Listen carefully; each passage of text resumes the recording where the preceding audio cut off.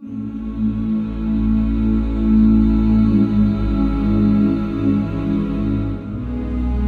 اللہ الرحمن الرحیم۔ السلام علیکم۔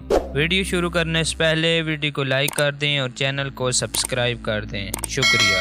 ایک دفعہ حضرت عبداللہ بن عمر رضی اللہ تعالیٰ عنہ باہر نکلے تو دیکھا ایک جگہ لوگوں کی بھیڑ لگی ہے۔ آپ نے پوچھا کیا معاملہ ہے؟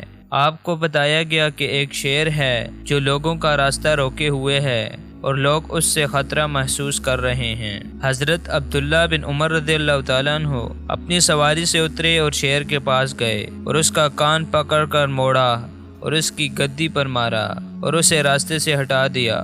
پھر فرمایا کہ سرکار دو عالم صلی اللہ علیہ وآلہ وسلم نے تیرے بارے میں سچ فرمایا تھا کہ ابن آدم پر یہ جب مسلط کیا جاتا ہے تو ابن آدم اس سے ڈرتا ہے، اور اگر ابن آدم صرف اللہ سے ڈرے تو اللہ تعالیٰ اسے اس پر مسلط نہیں کرتا۔